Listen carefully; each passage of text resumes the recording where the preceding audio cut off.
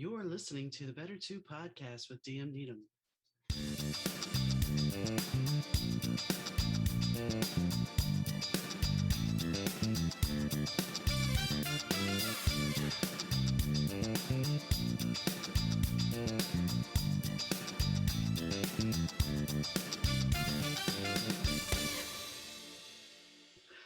Hi, gang. Donna here. Thanks for tuning into the Better 2 podcast. Today's guest is Korte.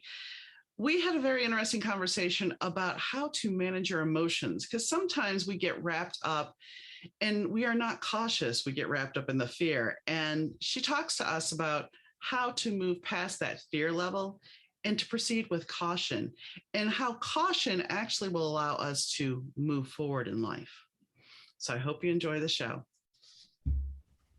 Hi, Kim. How are you doing today? I am fantastic. How are you? I'm doing well. I am doing well. So when you reached out, you said that what changed your life was your divorce, which that is life altering, I admit. Yeah.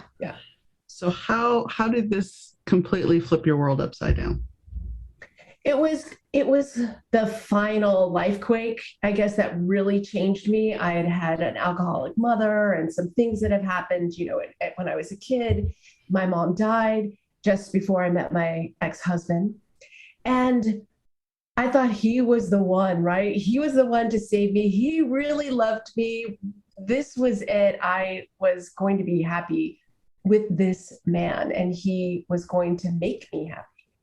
And excuse me, a couple of, 6 years in, he's cheating on me, or no, 8 years in, he's cheating on me. And I've built 2 businesses with him. I put him through school. I've done all of these things. We had at that time 2 businesses, and I lost it all. I lost him. I lost the 2 businesses. I lost a friend. I lost a group of people that I hung out with through our business, because that's where I was all the time. We had clients of his, and because he was a chiropractor. And it was really devastating. And I said, I cannot let this happen to me again. And I was literally laying on the floor of the condo I was leaving, because I had to get out of town. I was moving from San Diego to San Francisco. And I just went on a quest. How old were you when you met him? I was 30 or 31. Okay. I think sometimes, because I had a mother that was troubled, and when I met my husband, when I met my first husband, he delivered a TV to me, and then painted this picture of who he allegedly was.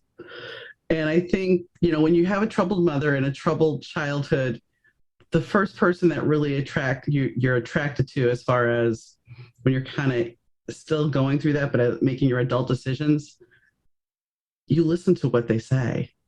You listen to the lip service they provide for you. And we kind of take that in and say, okay, this is the validation I've been seeking. That may not be the case, but no, I think there's truth in a lot of things, right? And I had been through therapy for the alcoholism and the childhood sexual abuse. Sorry if that's a trigger for someone, but someone listening, I think I just hadn't gotten that I can take care of myself. I'm okay by myself. Someone else's love is not the answer. And how to handle your emotions, but also how to not let your emotions filter your decisions so strongly. And that was part of the problem. I was just adrift emotionally. I put it this way. It's kind of like there was this huge emotional swimming pool inside of me that needed filling. And so instead of me learning how to fill it myself, because I still obviously hadn't been through finished the healing process, but instead of filling it myself, I let him fill up the pool. So when he left, there was a big empty space again. So what do? Do I go out and find someone else? Or do I try and figure this out? And I went down the I'm going to figure this out route. I took 10 years between my first marriage and my second marriage to figure out who I was. Yeah, it was 7 for me, 7 or 8.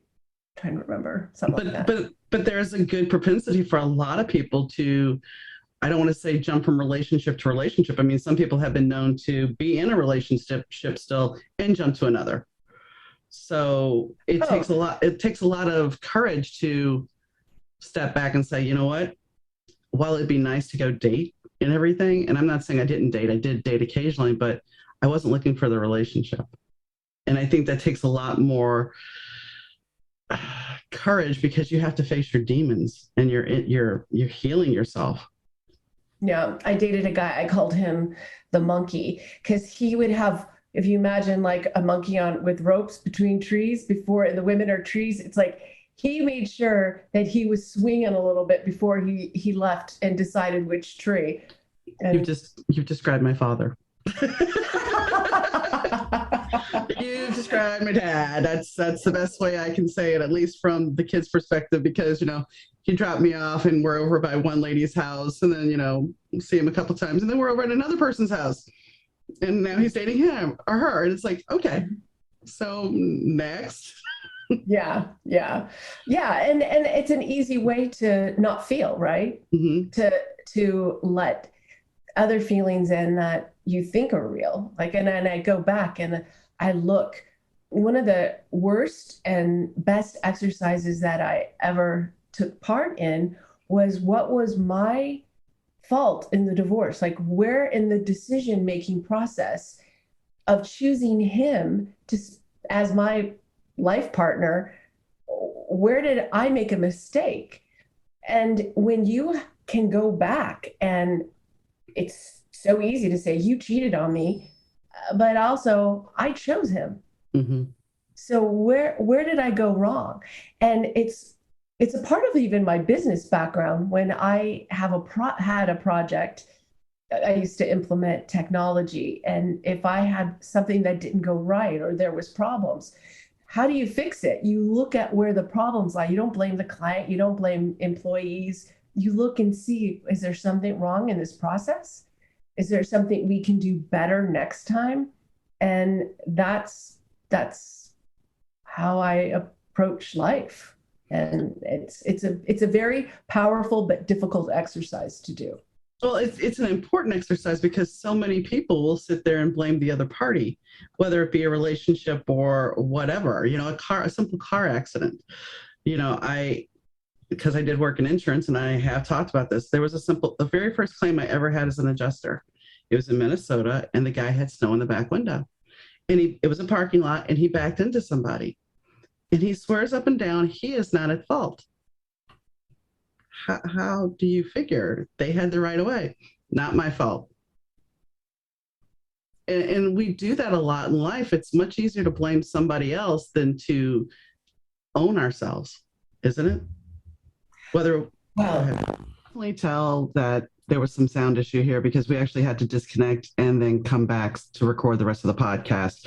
So I apologize about the difference in sound or the jarring effect of it, but things happen. And with the internet and technology, it's not always flawless.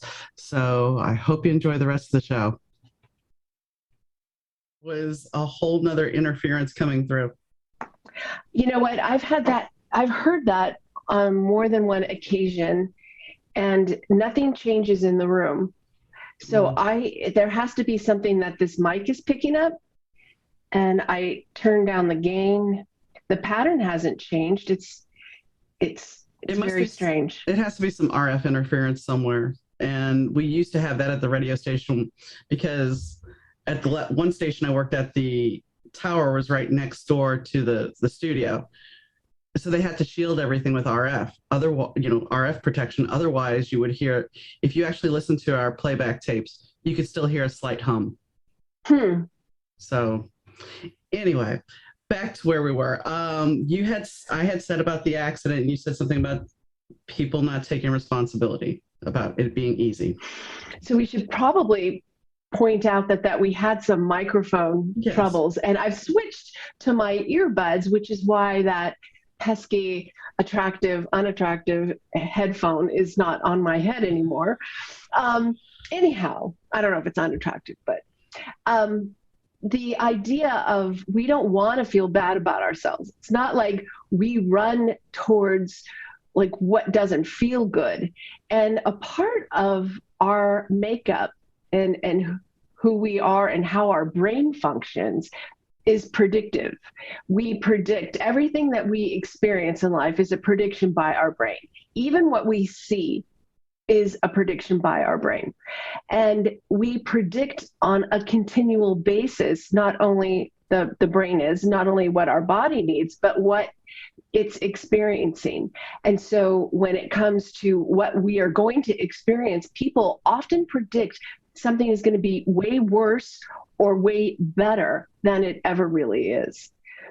I'm going to take this vacation and it's going to be amazing, and it's not that amazing. Or they predict, oh, this is going to be the worst trip to the dentist, and it wasn't that bad. And so if we get used to that understanding that what we predict is going to be bad, like by being at fault or by being responsible, once we get used to doing it, we find like the outcome typically is not as bad as we think it's going to be. And that kind of can help us to be more open to accepting responsibility. Plus, it just helps you to deal with reality because it's not going to escape you. You know, the reality of he was at fault wasn't going to escape him. No, even though he wanted to talk to my boss, thinking that was going to change something, but it's one of those things. And I think when you're talking about predictions, it goes hand in hand with expectations because we are taught to have certain expectations that are placed on us. I think that's kind of where those predictions take root because those expectations are placed on us as children. Yes. And we continually base our lives on those expectations. Therefore, that would lead to those predictions. If we don't change them. And that's the whole thing. People forget how much power we have. The purpose of memories, and this is a part of what makes us conscious beings, is to guide our predictions, to guide our decisions, to help us to understand how we feel, what we think about something. That's what experience brings us. So we can't change our future experiences if we don't accept the experiences that exist today. Very true. Very true. I want to touch on, you said your mom died of alcoholism. Mm-hmm. Was she I take it she was a chronic drinker from the time you were a little kid, or is this something that developed later on in her life? There was always drinking. That was the 60s. I mean, mm-hmm. Cocktails after work were just par for the course. I mean, anything you saw in Mad Men was absolutely true. And their friends all drank, they drank, but my mom had some, for lack of a better words, some things that I know that she's regretful for, and some things that happened to her that I think really steered the course of her drinking. So she did it, and it just increased and increased and increased until she died of it. Did you end up catching your husband? You said your husband cheated. Did you catch him, or did he just basically say, I'm done? Oh, no. It was a ping pong match. And oh gosh, I did catch him. I have a intuitive part of me, and I was cooking dinner, and he had his chiropractic practice, but he also taught physiology and anatomy at a local acupuncture college. And he was supposed to be at school, and I just had this feeling that just came over me. And I turned the oven off, turned everything off, got in the car, drove to the school where he should have been. He wasn't there. Then I drove to her house because she worked for us. And there was suspicion, but 100% denial and his car was there. And so he heard, because we had a Miata, and Mhm. he heard the car and got suspicious. And so I saw him call me on his cell phone. I pulled over, so it was good and quiet. And I was like, hi. And he's like, hey, where are you? I said, oh, I'm at home. I'm cooking dinner. It's going to be amazing. I said, it's going to be super good. What time are you going to be home? He goes, I'll be home with such and such. I go, okay, so school should be over. I go, you'll be finished teaching about right on time. He's like, yeah. I go, okay, great. I'll, because I just wanted to see if he would say, no, I'm at Krista's. I wanted to talk to her about something, just something so that To cover I knew himself. yeah, just something that I knew he was liar, liar, liar. Like I'm here still trying to give him chances. And he came home to a duffel bag with his stuff, and I said, "Get the f out! I know where you were. You're a liar and a cheat, and get the out." And we he left. We had a brief trying to make it work. He broke it off with her, said, I want to make it work with my wife. And I just couldn't do it. I just couldn't do it. And one morning he was in the shower and I said, you know, if you asked her, she would take you back.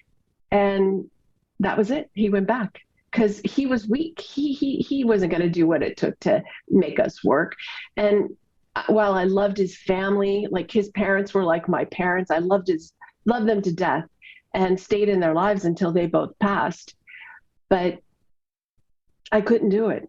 I just couldn't. I just deserved more. And that was kind of like, yeah, this is not how I want to live.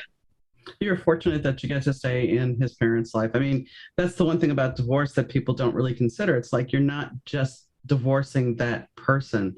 You have, and in your case, you had businesses to lose on top of friends and family. But I mean, when you divorce somebody, it completely guts your life. It really Yeah, does. Because it does. people, even though they're like, oh, well, I'm not going to choose sides, they inadvertently choose sides. Oh yeah. And the thing was is that he and I maintained a friendly relationship. I was in New York right after his dad had a stroke and was there like within a couple of days. I just happened to be there, so and I had planned to visit them. So it was a known thing. And he and I had agreed, or he even said, he's like, I would never keep you from my parents because he knew how much they loved me and how much I loved them. And he and I would chat on occasion. It was very civil, and there was still a level of love. It's just it's not that kind of love. Like he helped me through a really bad time, and for that I was appreciative, and I helped him get through a certain point in his life. But it was certainly nothing that I would want to stay with him for. But I didn't want to hate him because hating him wouldn't help me. So I chose to look at the things that were positive, along with that our whole marriage wasn't the last year. And so I chose to look at the marriage in total rather than just the last year. And I think that's a smart thing to do because a lot of people don't. They just look at the reason for the breakup and that's it. They ignore all the good times. Yeah. And when you do that, you're tossing away some real quality points in your life, some good memories that deserve to stick around. And everybody, don't you have friends that you were once friends with and you're not friends with them anymore, but you still remember the good times. It's just a part of that. If you once you get past that hurdle of the hurt, if you stay attached to the hurt, you have a much harder time moving on in life because you're kind of going through, in my opinion, and how it worked for me, hurt first because it just remains so raw. I remember a friend of mine, his mom had been cheated on, and his mom stayed single. She was bitter and just an angry person and died young of cancer. And I think I thought at the time, it's like, I don't want to be like her. Yeah. I want to be a happy person. So that was why I took that approach. And, he and I are not in contact at all anymore, but especially since his parents died. But yeah, um, I don't regret that. No, and I mean, that's the thing. If we all make mistakes. We all make mistakes. And if you get involved with somebody and you have that relationship, good, bad, and different, it will teach you something. It gives you Yeah. memories and it teaches you something, not only about life, but about yourself. Yes. Yes. And I went on to, so I looked at it, this whole thing about looking at it in a rearview mirror. And I looked at the relationship and I said, we were so out of balance. Like, when were we happy? We were our happiest when we had a nice amount of time together and a nice amount of separate time. But when we were apart all the time, or when we were together all the time, it didn't work out. And running two businesses together was so stressful, so stressful. And so we victimized our own relationship. I don't know what would have happened if we would have had better balance throughout the relationship, if he still would have left me for her. I don't know, but I just know for myself, I identified that, having that balance of time and taking care of yourself, and yet taking care of yourself as a couple, was important for me. Well, and I think, you're willing to look at yourself and dig deep and figure out you. Was he willing to do that? Because sometimes it's much easier for a woman to sit there and go, okay, I'm going to go, I'm going to get therapy, I'm going to work through my issues, I'm going to really face me. Where, and I know this is a generalization and I apologize to anybody that I might offend, but for men, because they are taught not to deal with their emotions, they don't necessarily want to go there.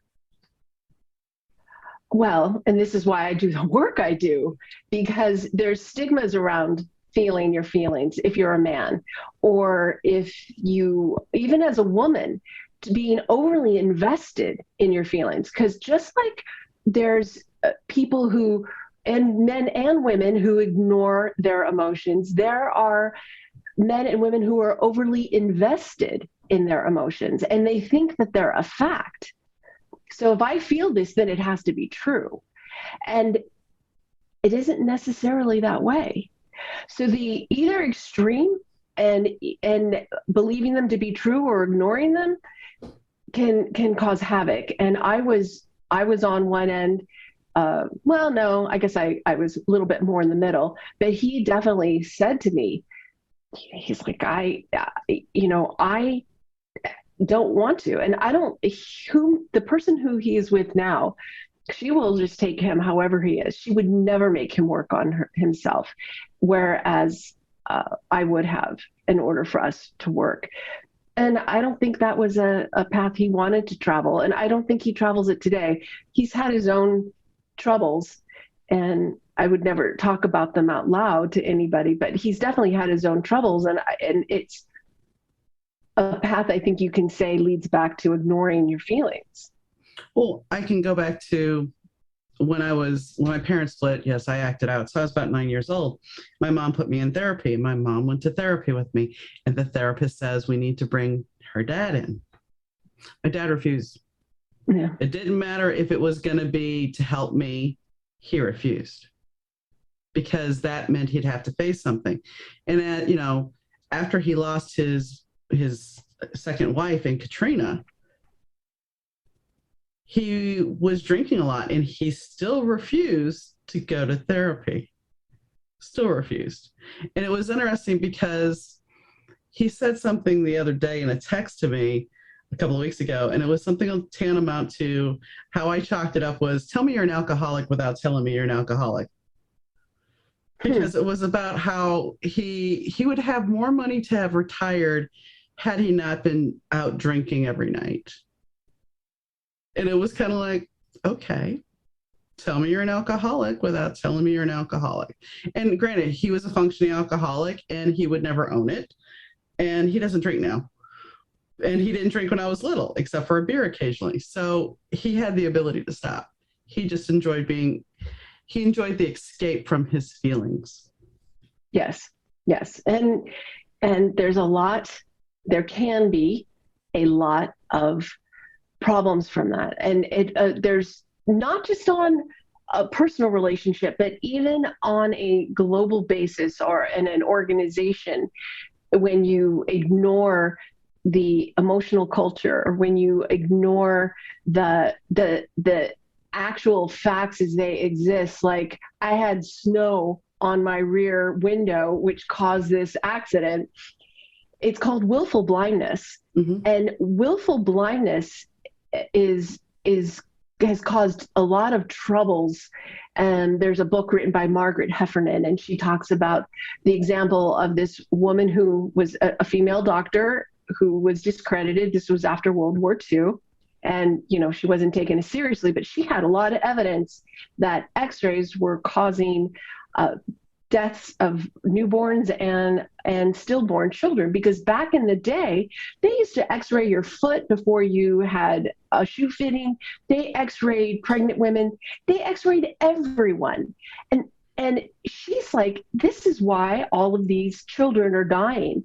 It took, I think, till the 80s, until I think early 80s, for the doctors to say, oh, okay, yeah, she's right. And it changed everything. But how many died in the meantime? Because guess what would have happened? If you would have stated at the time, oh, we've been irradiating these fetuses and it's creating dead babies, what happens? All of a sudden, you're a baby killer in your own head, or maybe in the eyes of the public.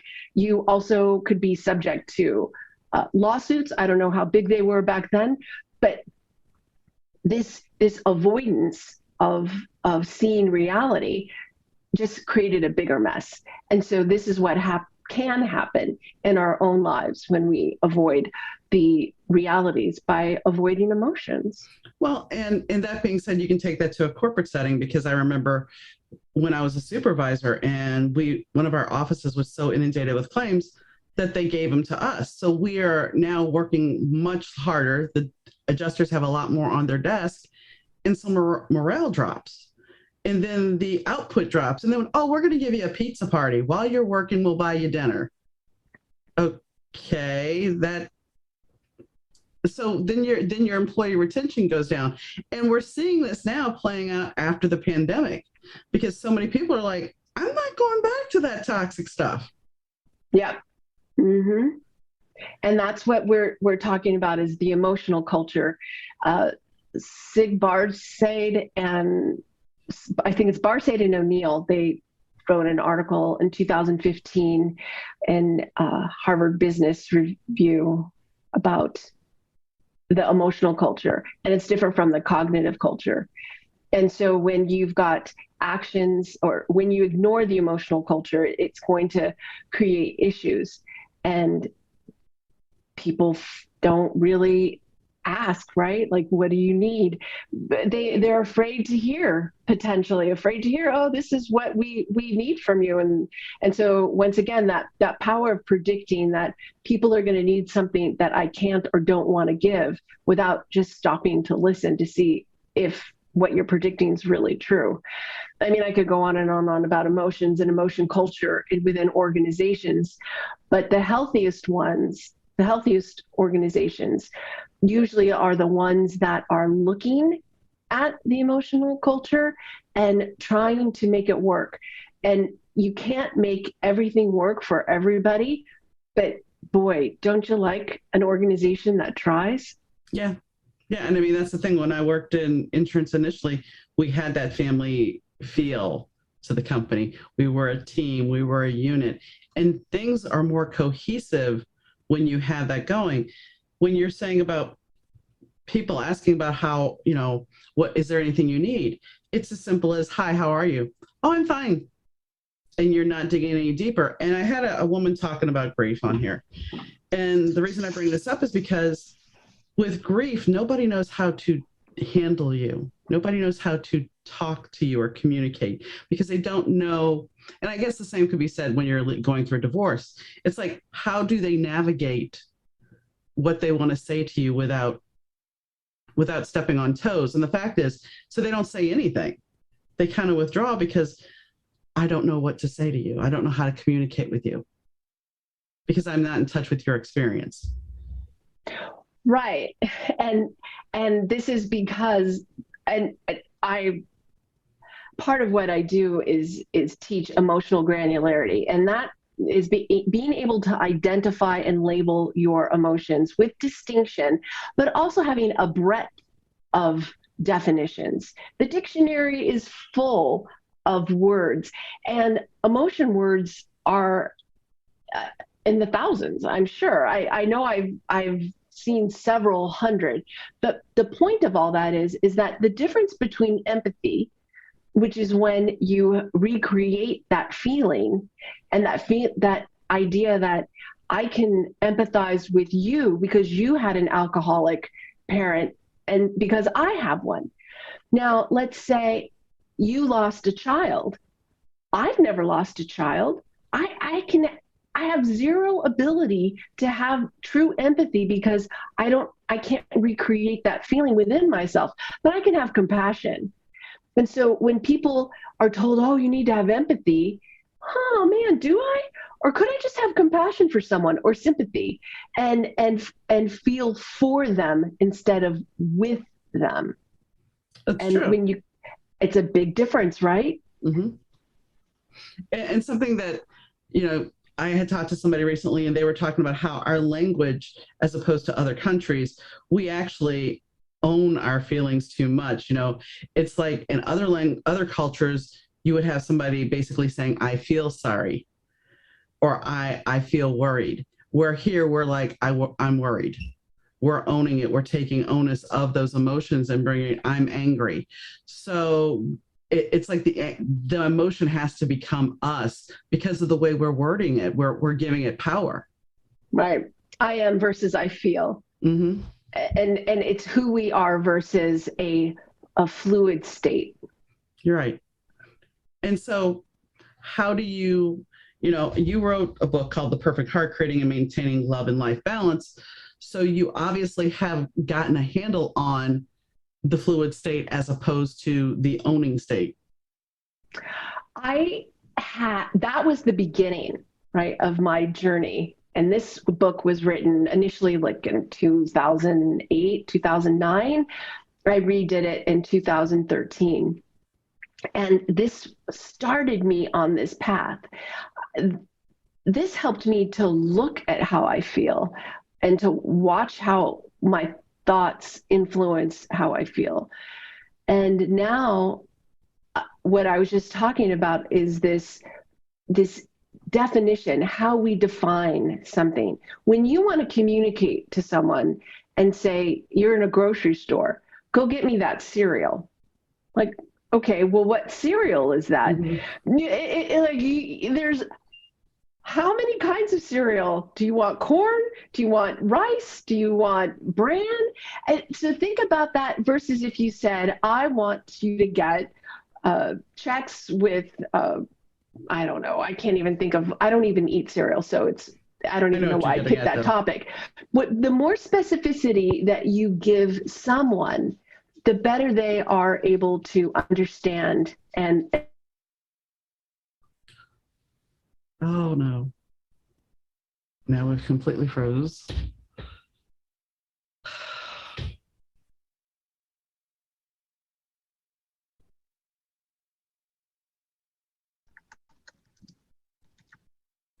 Hi, I don't know where I stopped. You're muted. I can't hear you. You're muted. Oh, there you are.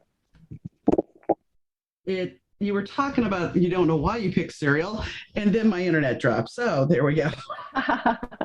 So why don't I start answering the question again? Okay. So you asked the question about being fluid, mm-hmm. right? Mm-hmm. Yes. Okay. Now I have to think of what I was saying. You're talking about somebody going to go get some cereal. Yes, but I was trying to think of how I introduced it. So fluidity is more than just the difference between. Are you there? You're lost again. I can hear you, but that's it. And I got a feeling You're stuck. You're stuck. Oh, the internet. Are you still there? No. Mm.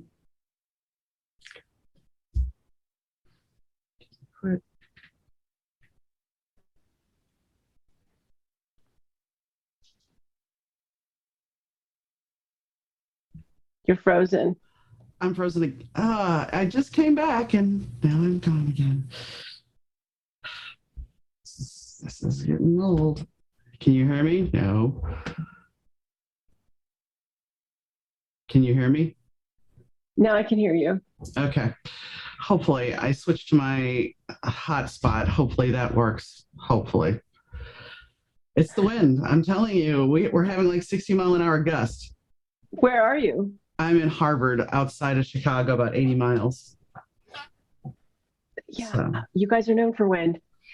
But it's not really about wind. It's about the wind. We're called the Windy City because of politicians back in the day. Oh, I have been in Chicago when I couldn't even open the hotel door. Yeah, because it was so windy. I understand that. And the funny thing is, where I live at, we had a couple of years ago, they were trying to do a balloon fest.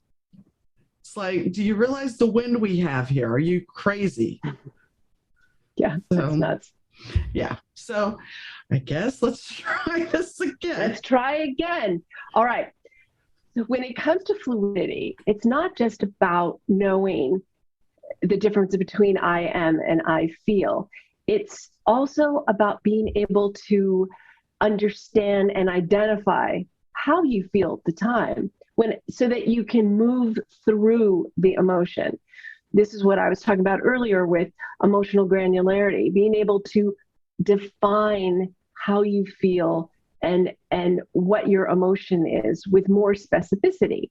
It's the difference of walking into a grocery store, you and I walking in, and I say, go get me some meat.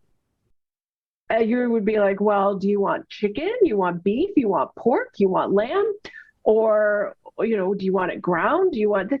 So the more specific that you are in the kind of meat that you would like meat to get is the same kind of information that your brain needs. So when you're able to have real specificity in your emotions and to have different labels for them, just like they have with meat, or pasta or whatever, the more definition that we have, the better we are able to identify our emotion and be able to move through them when we get stuck or we can't identify them.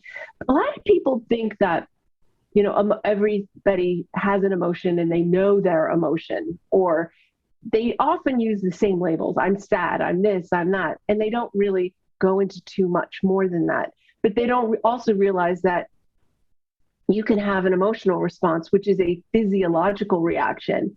And the feeling is the ability to identify it and label it. So that's a big difference, right? So we can be having this pushing down of emotions because we don't know even how to label it. We can't identify it. So that's part of being able to be fluid, is just to be able to recognize it quickly and specifically and be able to pivot from it or just accept it and move on.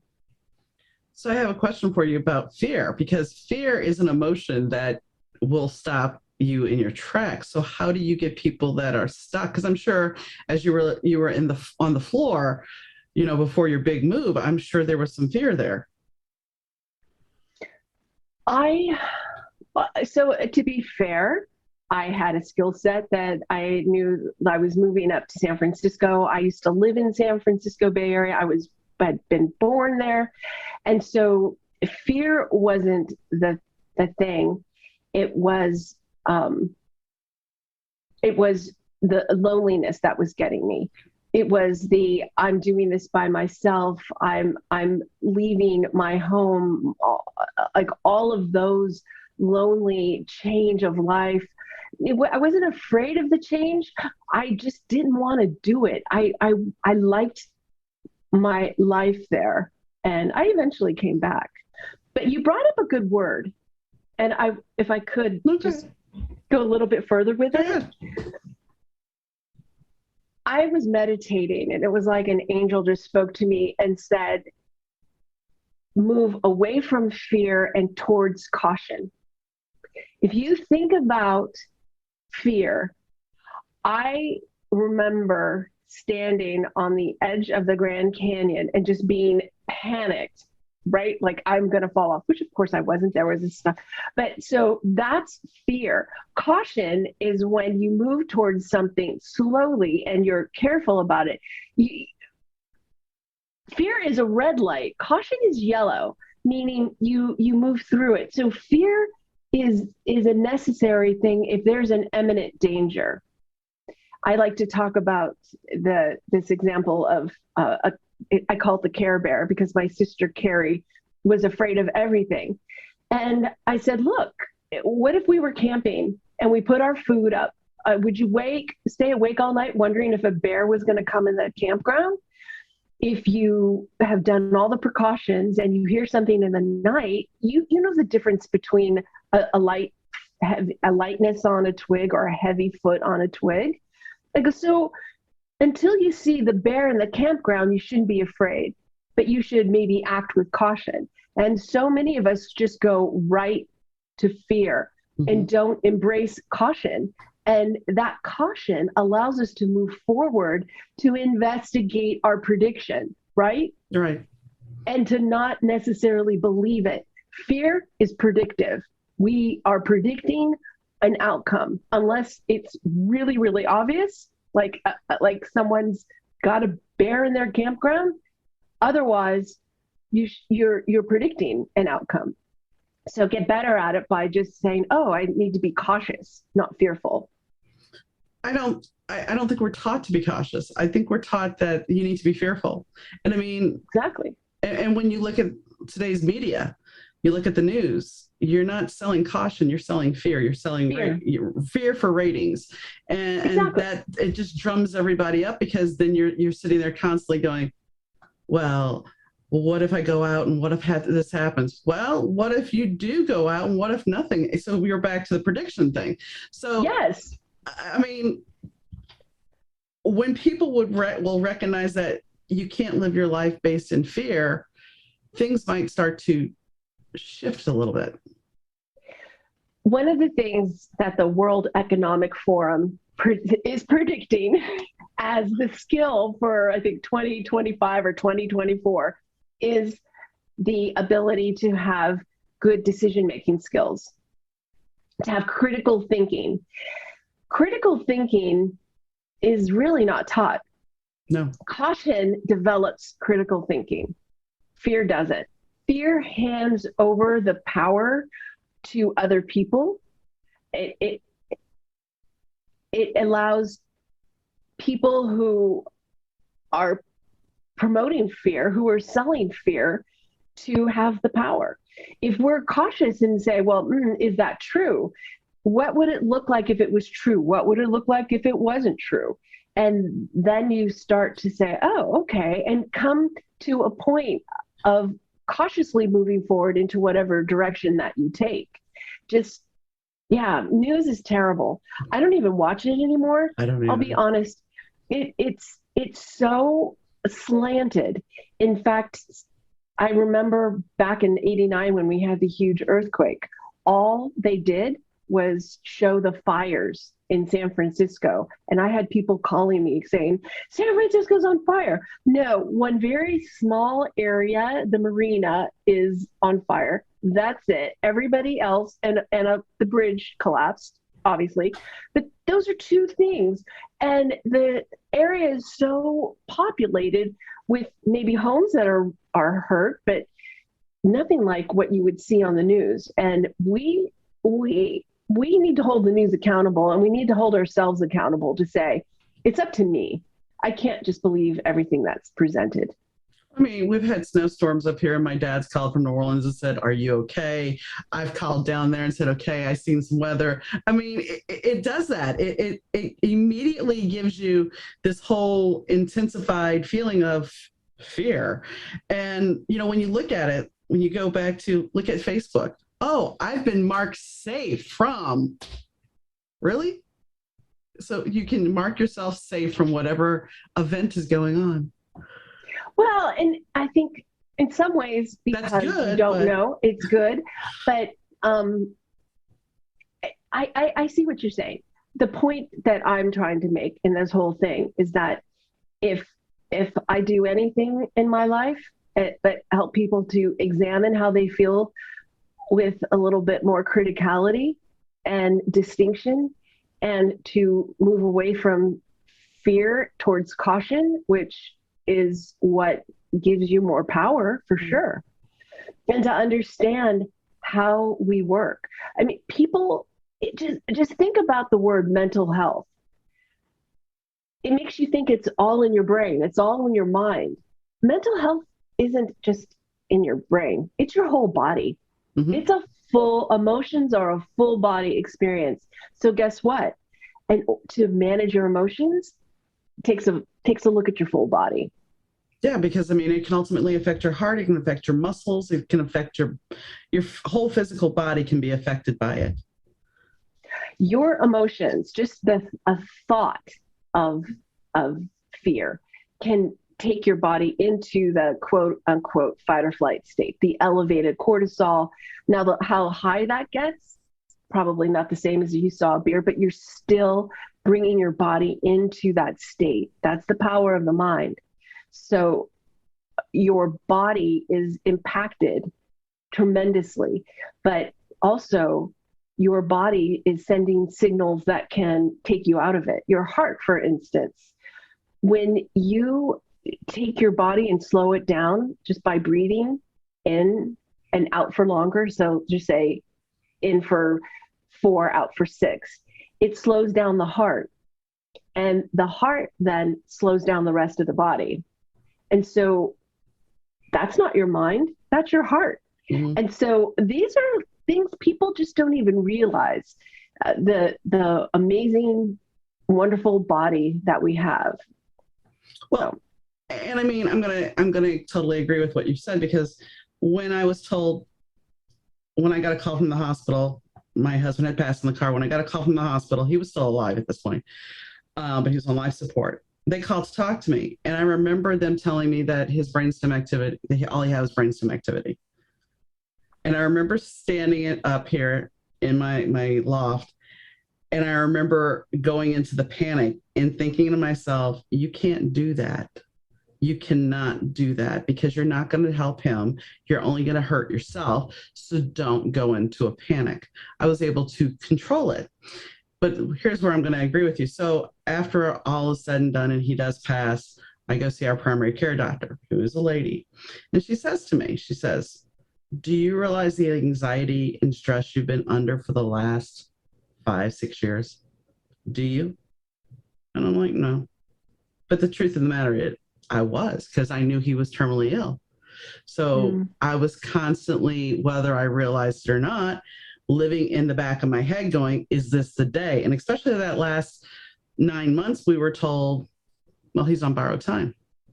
So therefore, then you're constantly, every day becomes, is this it? Is he gonna wake up laying next to me, or is he going to be passed? So your body will start reacting to that, whether you admit it or not. And then it takes 100% true. It takes time afterwards to unpack that and get into a better place, that you realize because it's not like you're going to be able, okay, so the event's over, it's happened. It doesn't mean your mind and your body go, okay, everything's fine now. No, you're still having a process of getting over the PTSD of it. So. No, it's very true. And this is why, for health reasons, emotion management is critical. And there's just no other way to put it. I mean, I'd like to say, well, is it going to save your life, or is it going to prevent you from getting every disease out there? No. But is it going to improve your body's ability to care for itself? Yes, because in that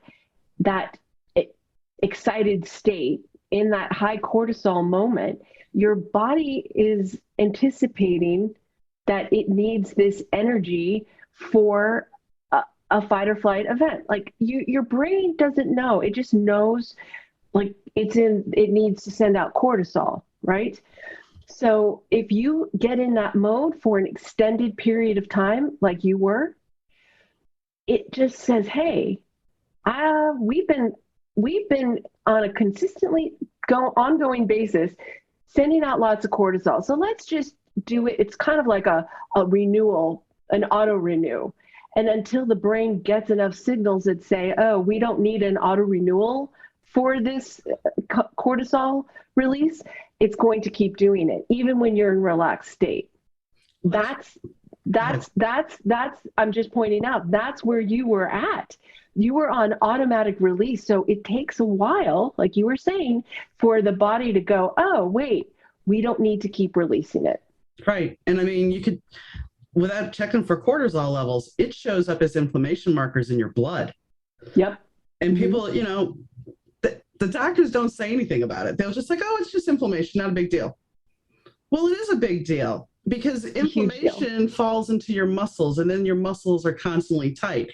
And that creates, I mean, it's this vicious cycle. So I completely understand what you're saying. I do. And Yeah. I think that's something that we need to manage and teach kids about how to handle our emotions and stress so much better. You know, I wanted to, you talk about here, you know, and one of the things about making a sandwich. If you can make a sandwich, you can manage your emotions. Yeah. So what made you realize that? Because a sandwich is ingredients, right? Mm-hmm. And we know like what we like and what we don't like when we're presented something to eat, but we can also identify the ingredients. So the idea of emotion management and understanding how we feel is understanding what's going on around us. One of the key things they say to get you out of a moment is to walk away. Why? Because you're changing your sensory input. So what you hear, what you see, what you taste, what you smell, that's what your brain is using for ingredients. So this whole idea of being able to identify the ingredients and then say, wait, I've been calling a bologna sandwich. It's not really a bologna sandwich. It's a ham and Swiss sandwich. So it's just a light way of saying that it's about being able to understand what it is that are your ingredients for your emotions, and understanding that you've got some family recipes, you've got different things that are used by your brain, by your body, to create your emotional responses. And our emotional responses happen before we're even aware of them. So it's about helping your brain. Remember, I said the brain's a predictor. And so what I'm about is helping you to improve your predictive capabilities by giving your brain more recipes and more detailed recipes. So this whole idea of a sandwich was just an easy way to say, hey, sandwich is ingredients. And in theory, so are your emotions or your emotional responses. I call them emotion recipes. Well, and it makes sense. But here's something that's kind of intriguing that popped in my head while you were talking is, so when we talk about emotional learning and we talk about development, and I know that in utero, it's a very powerful development time. So what are we learning from our mother and from our sensory input? Because I mean, they say babies can hear music, they can hear the voice. So what is a baby learning emotionally while in utero? I can't even speak to that. Oh, I know, but it's just one of those things where it popped in my head. It's like, because I had somebody on the show not too long ago that was talking about how we learn some of our behaviors by the time we're 2 months old. So you have to wonder if we're not starting to learn some of those behaviors in utero. So if you think about a baby, they they come into this world, and there's certain things that they're able to do is cry, but they're starting to put together the pieces. They're beginning to learn, and they learn rapidly, right up until they're 5 or 6. They're taking what's going on around them. Like, how do you learn what a ball is? Your mother says, here, grab the ball. So now you get the concept of what a ball is, or, what feels good, what doesn't feel good.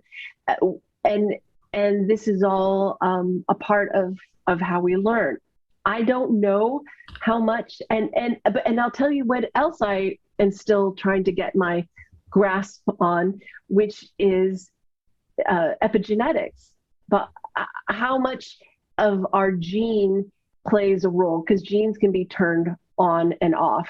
And so there's people who have twins with the same genes, so to speak, but they had different environments. And so maybe one environment made the gene turn on and it didn't in another kid. There's so much to learn.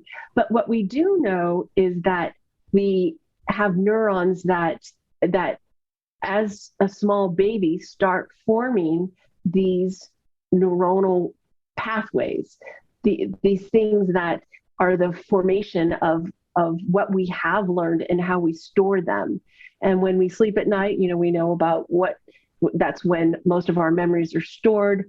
And so how that gets played out, how much the kid gets, if they get enough sleep, if they're getting the proper sleep, let's say it's a noisy environment and they're constantly being awoken all night, like not being given that chance to go into a deep sleep, that's going to play in a factor. And how that plays out in the rest of your life. There's so many other factors. So I don't look at what I can't control. I look at what I can control. And so if this exercise just helps you to be a little bit more conscious of the things that you can control, and to be more proactive in creating your memories and in experiences, or just because you've had an experience in the past doesn't mean you can't and you don't look at it again and see it differently or label it differently. We have that ability. A memory doesn't have to be static. We can go back to that memory and observe it from a 360, just like I did with my marriage. I didn't get to that point where I forgave him for everything. In the beginning, gosh, I hated him. So, we have so much capability. It's just trying to bring it alive. Yeah, well, I mean, we have the potential to reframe things and I don't want to say make it more palatable, but we do have the critical thinking to be able to do that.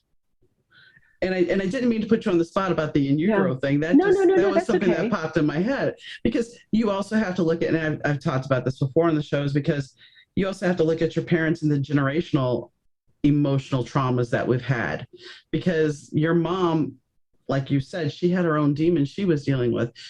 You may never know exactly what she went through. And then again, you might, and I'm not asking you to divulge that, but no, I appreciate that. We don't always know what they went through, and they pass that how they learned how to handle their emotions onto us. And this is where compassion comes in. If my dad was not the greatest dad, and I think it's important for parents to share with their kids their own past. And as he's gotten older, he's shared more things about how he was a latchkey kid, and his dad brought home women, and he hated to be alone. And there was a lot of things. While it didn't make up for some of the things that he did, it gives me compassion for the reasons why he did the things he did. Could he have made different choices if he had chose to be more connected to his emotions? Yes, because in avoidance, this is my experience. Avoidance of emotion on both of my parents' part and my ex-husband's part did not play well for me. And so it's made me be this advocate. Like, it just experience it. They're not going away. They're not going to leave. It's not going to ever just magically disappear. It's kind of like saying, oh, I'm hungry. And yeah, you can ignore it for a really long time and you'll get sick. The body, the brain, it's the same way with our feelings. It wants you to process them. And you see them come back over and over and over again. I'm sure you've had that experience. Oh yeah. And I mean, here's the thing. If you think what I like is you think you've had it dealt with, you think you're over it. And tantamount to say the universe says, oh, wait, I'm going to present somebody in your life, a friend or a boyfriend or whatever, who is a lot similar like the person that you think you've handled and you've got all those emotions out. We're going to test you now. Go ahead. And then you don't really realize it at first, but then if you're cognitive of it, you do eventually see, hopefully sooner than later, that this person has those shades of the other person. And then you go, okay, well, I'm not going to deal with this. Exactly. And that's the point, is that even in the recipe that was that other person or that bad situation, you can still have someone who's similar yet a little bit different. And it's that ability to recognize that, and is the different what you want. I was thinking more not just that person, that's a great example of how to deal with the emotions of the past and people and bad choices and all that kind of stuff, because they always say you marry your dad, or your mom or whomever, you marry your parents. But I'm talking about that the loss of somebody, or like my divorce. If I had pushed down and never dealt with the feelings around my divorce, they're still there. Yeah, they don't go away. So that's like trying to push. How much energy does it take to keep that door shut? A lot more energy than handling it. A prime example is my dad. When I would ask him when I was little, I said, so why did you and mom split up? Mom was very forthcoming with her opinions, but dad would never tell me. He'd be like, I'll tell you when you're older. So at 40, I'm like, all right, I'm 40. I think I'm old enough now. So he tells me, and then later on, we're sitting here at the table and I bring up my mother again. And my husband was there sitting between us, and he watched me turn into a 9-year-old as my dad turned into the angry man about my mom. And it was something simple. It wasn't anything really personal, but immediately he went to the anger he had when they were married near the end.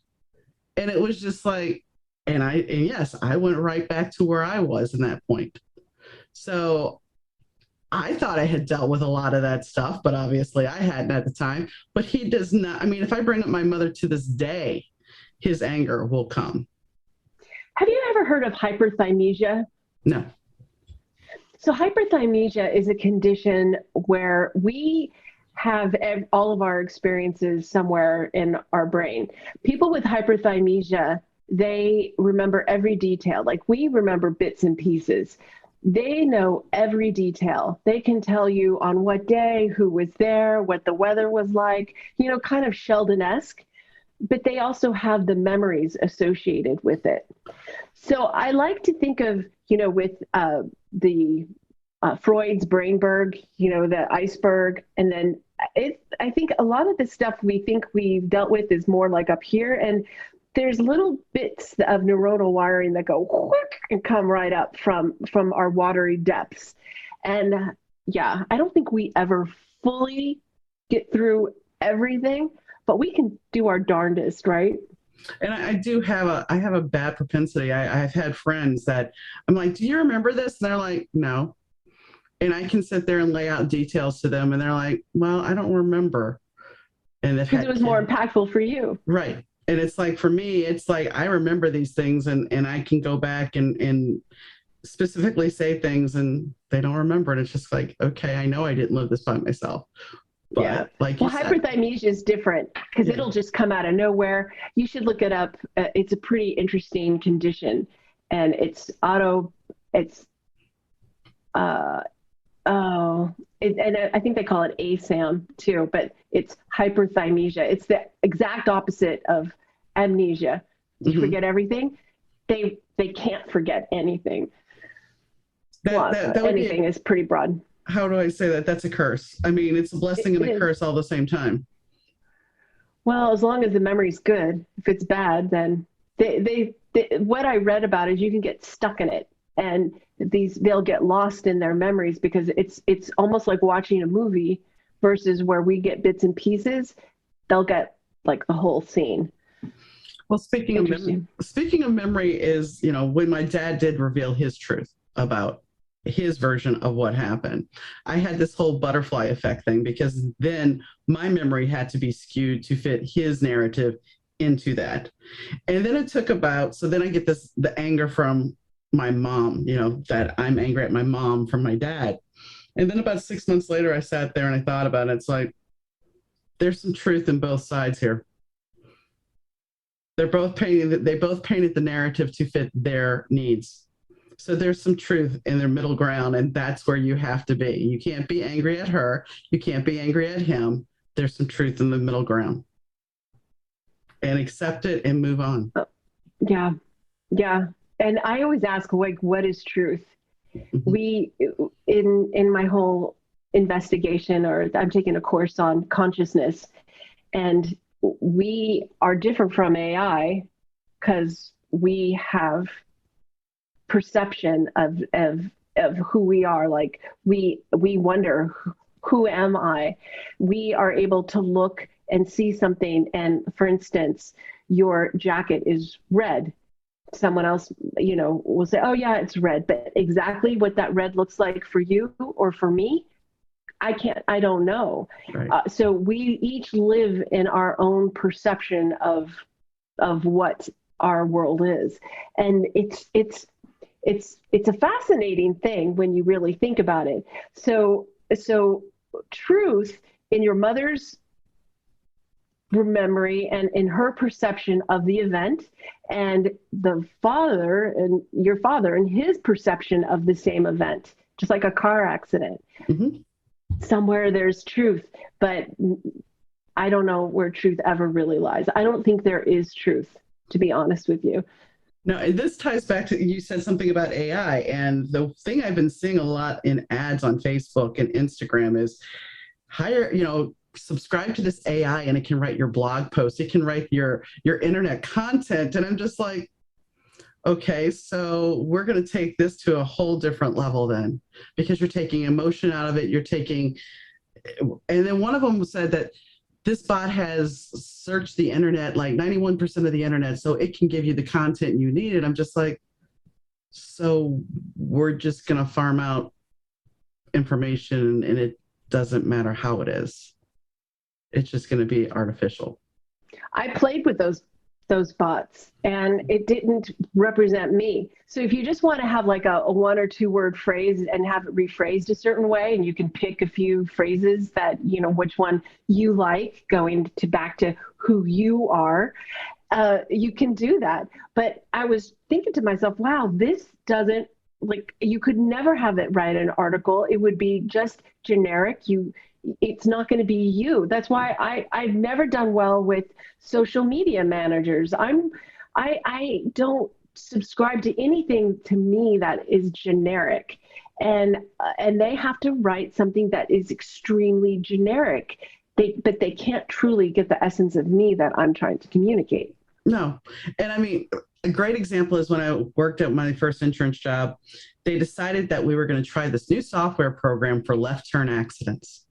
Now, what this meant, this was the late 90s, actually it was the early 2000s. And what this was it was basically when you did your recorded interview, you had to go through the program because the AI was going to be better than the insurance adjuster. Okay, fine. I can't tell you how many claims that I had go through. I think there was at least 10 of them that there was not the questions that needed to be there in the program. That me as a human with critical thinking could sit there and go, okay, this is the way this is supposed to be. This question's not being allowed because it was determining the percentage of liability for the insured and for the claimant. But if the questions aren't there, it's not really giving you that determination. And don't you think it's kind of the same way now using AI to pick candidates for positions? It's in their effort to not be biased in picking someone, they're actually creating a different kind of bias. Mm-hmm. if they would just improve their picker, I mean, or improve, I think there has to be another way. Like you should be able to blindly pick somebody based on a resume that you get a feeling from how they word things. You get a feeling for, what their background is, instead of just someone looking at words and looking for certain key phrases and having to pay somebody to write the key phrases so that those bots will pick it up. It's awful. I think it's terrible.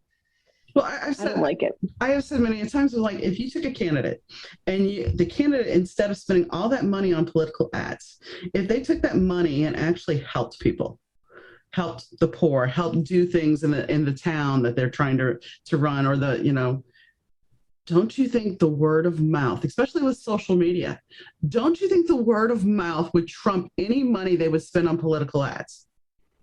And the only reason I'm going to say that's a problem is because social media can be used for the contrary.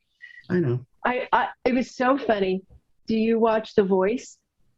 No, I do not watch The Voice, but I had somebody on the show that was the first runner-up, and he told me some backstage stuff about The Voice. But go ahead. Really? Oh, I'd like to know that. Okay.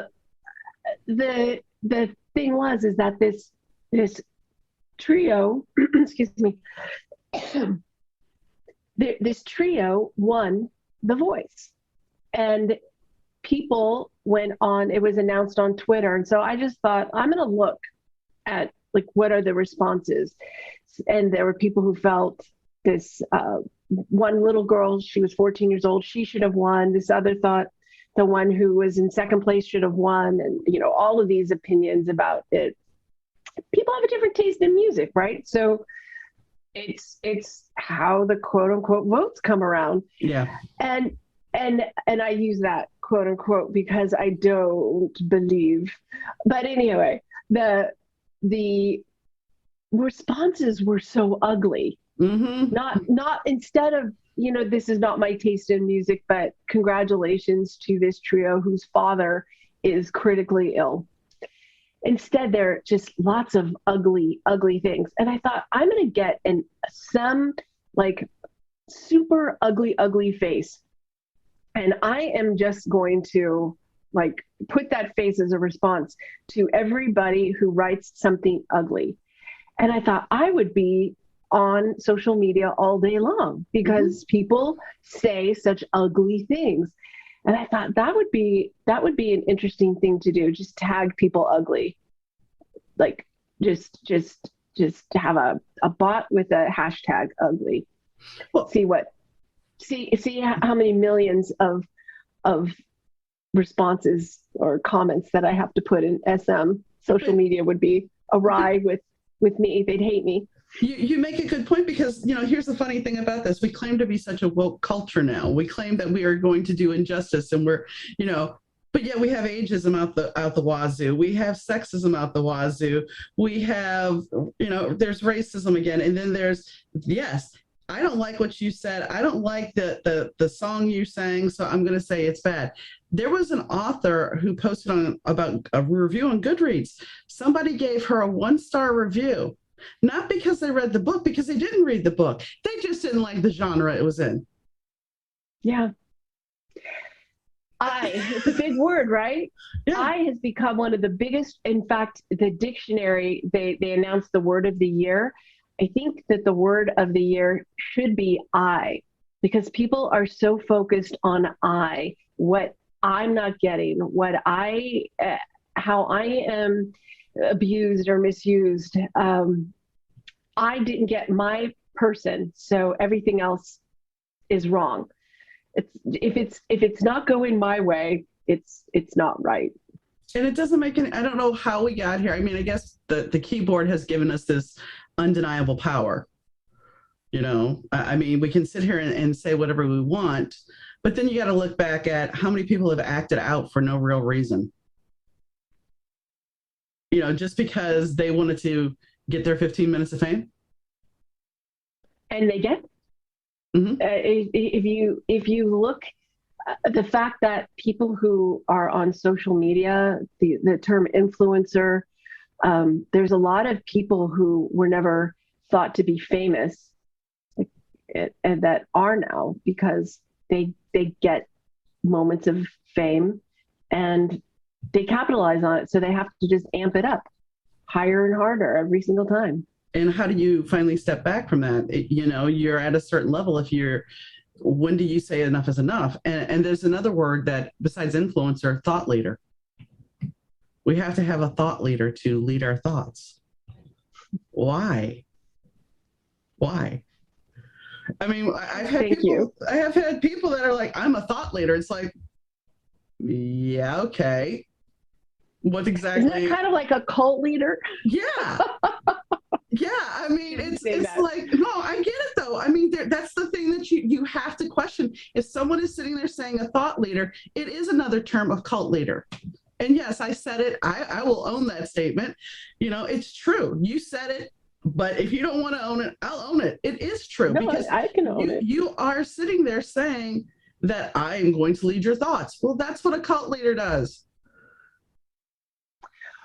Okay, so I'm gonna bring it, since we're having all these real big open conversations here. Boy, this is a long podcast. If you think, and I'm fine with this, if you think that that's bad, I say we have handed over our thoughts to other people. Mm-hmm. People don't think for themselves. And when you see people who are going, all right, I'm going to be a thought leader, I'm not saying that they're trying to be a cult leader.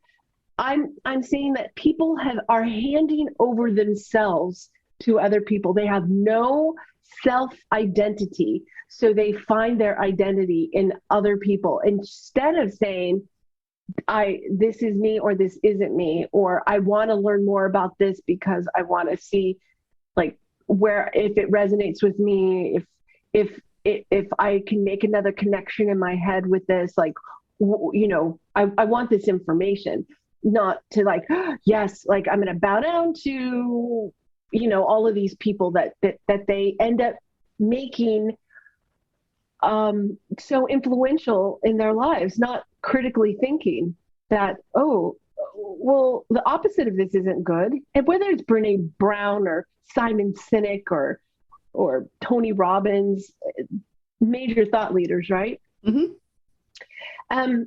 You still have to think for yourself. Right. Oh, and I totally agree, because it's like when you look at somebody, I'm going to name Joel Osteen. Joel Osteen, you have people that say he is this guy, he's a wonderful man, and he's a thought leader, he's a member of the church. But yet when Houston was flooding, he didn't want to open his church. And yet how much of a mansion does this man have? Is he really doing this because he's a man of God, or is he doing this for a buck? As far as, and the thing about it is, some of these thought leaders will scream narcissism. They will scream narcissism, but yet if you are leading people's thoughts and telling them how to think, what kind of ego do you have to have for you to be in that position? Well, you've heard that absolute power corrupts absolutely. Yes. And I'm just going to say that they fall into the trap of being human. And it's without anybody there to give you a stick instead of saying, hey, this is just not cool. I don't know the story about Joel Osteen, but let's just say if I was there, I'd just be going, what the heck, man? Open up. I mean, people need this. Like, why would you not?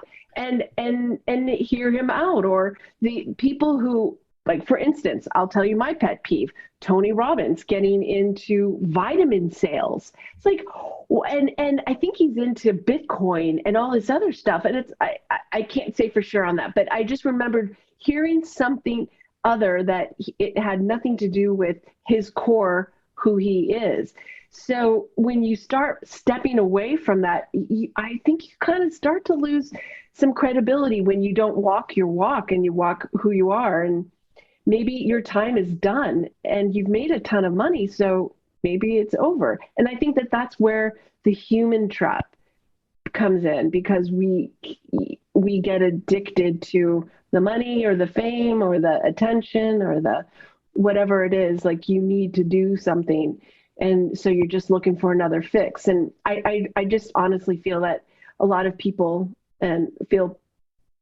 fall prey, and unless you have someone around to slap you upside the head, it's going to be hard. There's something you were saying about credibility, and it reminds me of a song, Don Henley song called "The Garden of Allah," and there's a line in there where it's basically about the devil, and he's like, "I'm an expert witness because I say I am." And when you look at podcasting, when I was first getting into podcasting, they were like, "Well, make sure you get experts on your show." And the truth of the matter is, what makes you an expert? Well, some people are like, well, if you were divorced and you're an expert on divorce. Really?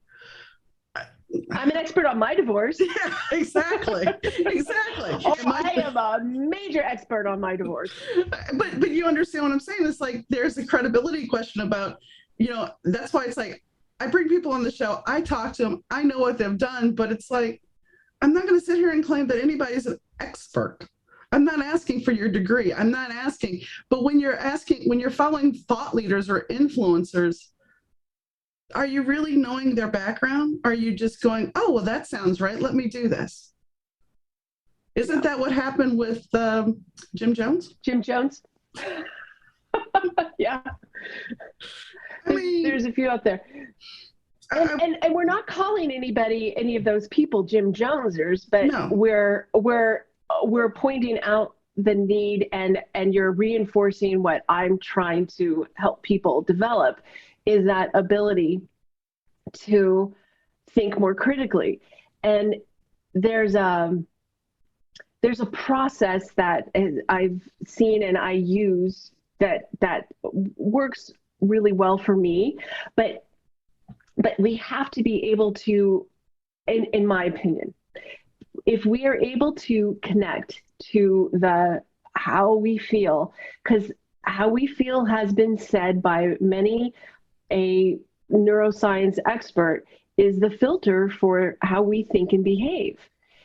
If even the most thought out decision you've ever made, in the end, would you say that you did it because it felt like it was the right decision given all of your options? Most people would say yes. So getting in touch with your emotions will help you to be cautious, being more connected as you can be. I am in a constant state of trying to define and redefine. And as a human and an imperfect human, I'm never going to stop, because it's a great way for me to refine who I am when I know what I want and what I don't want. And that, to me, is the greatest amount of awareness that I can get consciously and hopefully influence my subconscious. True. And I want to say this because, and this is going to sound a little odd, I think, but when you think about, when you think about the person that, and you've heard this before, the person who went in and did something just horrendous, well, he had nothing else to lose. Is that because in his mind, he played out the scenario and there's nothing else for him to lose because he has given control away. So therefore he has nothing to fall back on and look at. It's the same thing with suicide. My mom did commit suicide. So it's like in her mind, there was nothing else to lose. There was no positive. So this is the way to go out. So I think if you can continue with your conscious thought to try to remain fluid in that this is just a moment, you can move past that. It's when you get to this, dare I say, all or nothing thinking, and you get to that nothing, that is not true. That is not true. It is only the illusion of nothing that you end up with the problem. Yeah. It's the focus, our mental camera. We're all the great photographers of our lives.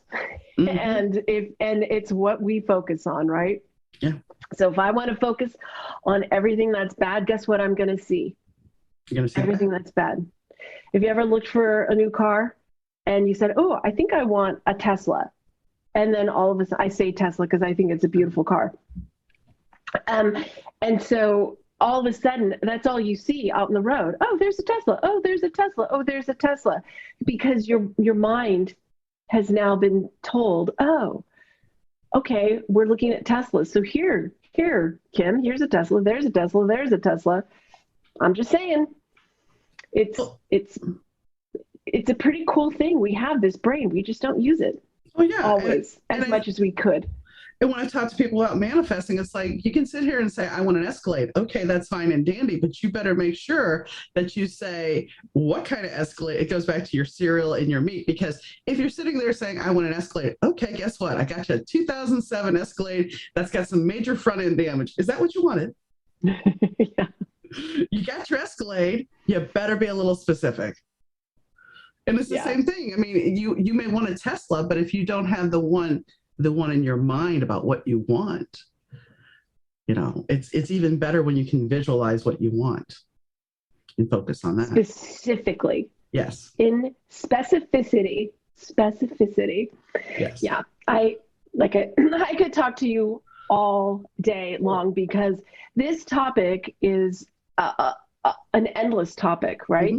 Mm-hmm. And if I walk away with nothing else from this time, and for any of you who are listening, is that you have so much more power than you realize. And if you do nothing else, if you step back from fear and move towards caution as just your very first step, then I would be grateful, because caution gives you room to think.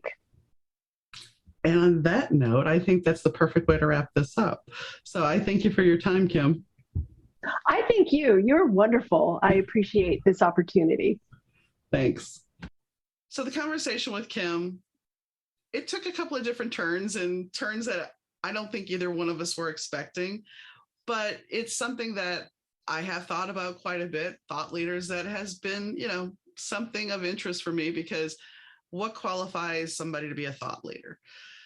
And as we discussed, there are some downfalls to it. Now, if you like some of the people we named, this was not disparaging on anybody's part. It was just a conversation, and please do not take it that way. But we are trying to analyze things. But they're also, when you look at, I liked her theory about managing. If you can make a sandwich, you can manage your emotions. Because when you think about it, you do know the ingredients you want on a sandwich. You know what's going to go into there. And if you are not so reactionary and you learn how to manage your emotions, the one thing she said that we didn't touch on in this podcast is, in a situation that if my husband was upset with himself and I came in to check on him and I knew he was upset, I would leave. Instead of being reactionary, I chose to leave. And I think that is a better way. And it wasn't that I left the house or I left the relationship. I just left the space. I left the room so he could deal with what he was dealing with. And sometimes I think that's kind of key, that while we want to help somebody else, we can't always help them if they're in their own experience. Sometimes we have to let them navigate their waters before we can come and join them. So I think Kim offered a lot of value and information to help us try to unpack our emotions, see where we need to be, reframe our thoughts if possible, and to have a way out of fear and to step into life being cautious. I think that, if we can all find a way to critically think that the sky isn't falling and not getting caught in fear, we're going to succeed. We're going to be able to achieve what we want. And we're going to be able to take each day as a gift and keep going. And on that note, if you want to be a guest on the podcast, have a comment or a question or a concern, please email me at Donna, DAUNA, at better2podcast.com. That's Donna at better2podcast.com. If you want to catch up on the episodes, you can find all our episodes at better2podcast.com. On there is all our social links, so you can follow us on Twitter, Instagram, Facebook. We do have links. And if you want to support the show, there is a Patreon page. So on that note, I thank you for your time. I thank you for tuning in as always. And I'll catch you next time, guys. Bye.